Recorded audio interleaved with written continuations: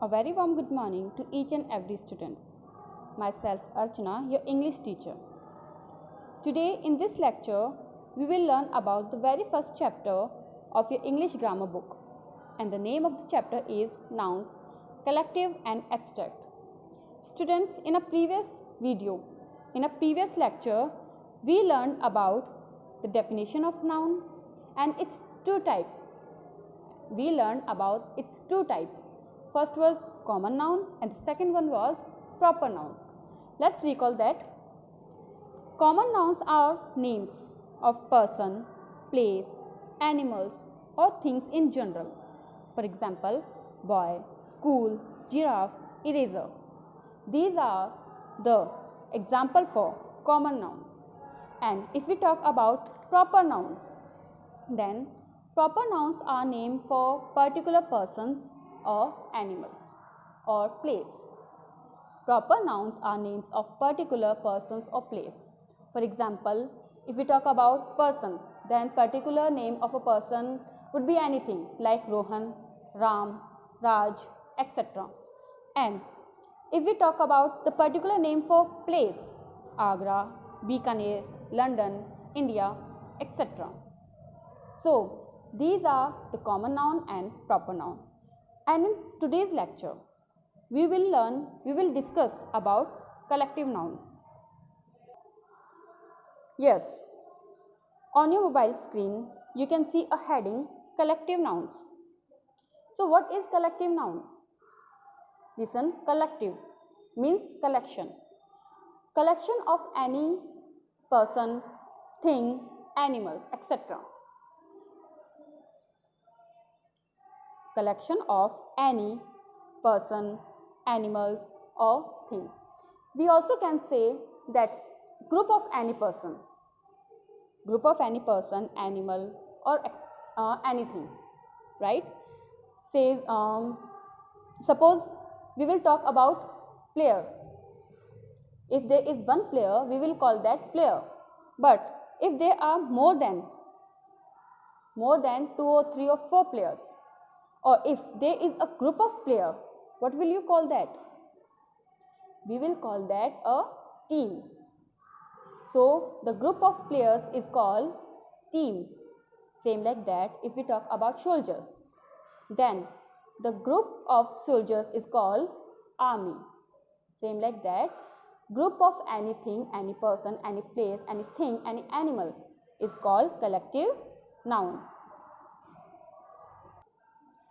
Yes. Again, if we talk about keys, if there is a group of keys, we will call that a bunch of keys, right? So, the word team, soldier, bunch, these all are called collective nouns. Here are some more examples like first, a brood of chicks, a herd of buffaloes, a school of dolphins, a flock of sheep. These all words are brood, school, herd, flock. These all are collective. Yes, here are some more examples for collective nouns for creatures. Like first, a colony of ants, a litter of puppies, a school of whales or fish. Means if we talk about group of fish, whales, then that group will be called a school. A flock or flight of birds. If there is a group of birds, we will call that flock. A brood of chickens, a troop of monkeys, a parliament of owls, a pack of dogs or wolves, a gaggle of geese, a flock of goats, a drove of horses, and so on. So, colony, litter, school, flock or flight, brood, troop, parliament, these all are the example for collective nouns. Now, there are some more examples for collective noun for things. In our earlier, we learned about the collective noun for creatures and now for things. First example, a flight of aeroplane, a crop of apple, a bunch of bananas, a library of books, a crate of bottles, a loaf of bread, a batch of cakes, and so on. So here, which are written in bold letters like flight, crop, bunch, library, crate, loaf. These all are the example for collective nouns. Yes, and now examples of collective nouns for people. Like first, a company or troop of actors, an army or troop of soldiers, a team of players, a crew of sailors, a gang of prisoners or robbers, a class of pupils or students, a patrol of policemen, a band of musicians, a choir of singers, a host of angels, a circle of friends, and so on.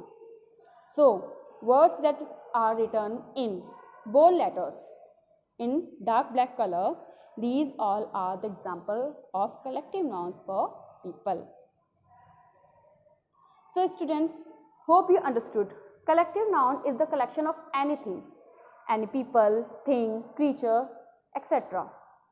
Okay, the name which is used for a group of any person, place or thing is called collective nouns. Yes, now it's turn for abstract nouns.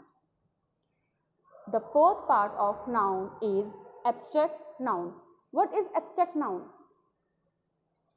Abstract nouns cannot be seen, cannot be touched, or cannot be heard. We just experience of that, right?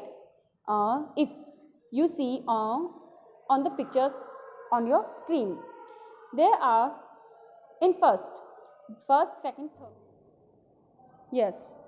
Now we will discuss about abstract noun. What is abstract noun?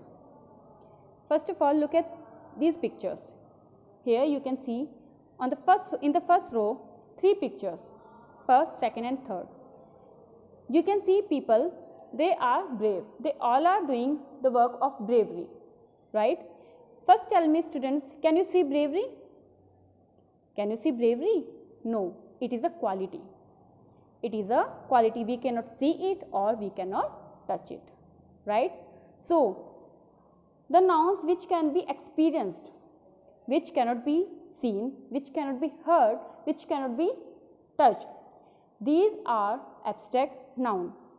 And in the second row, there are also 3 pictures, first, second and third. In these 3 pictures, you just saw people working honestly, right? They do not cheat anybody. The woman in the first picture, the woman dealing with money does not steal. And then second picture, the student does not copy in the exam. And if you observe the third picture carefully, you can see that the auto driver hands over a passenger's bag to police. So these all work. Yes. So in these 3 pictures, we can see the quality of honesty, right? And just tell me, can you touch honesty? Can you feel honesty? We just experience it. It is a quality. So bravery and honesty, these both words are abstract noun. Hope you understood. Abstract noun are not name of any person, animal, place or things. Abstract nouns refer to qualities of a person, place, animal or thing which you cannot see, feel, touch, smell or taste. You can only experience that. Okay? Abstract noun are noun which can be experienced, which cannot be seen and heard. Okay? Yes. On your screen now, here are some more examples of abstract noun. First, anger, boldness,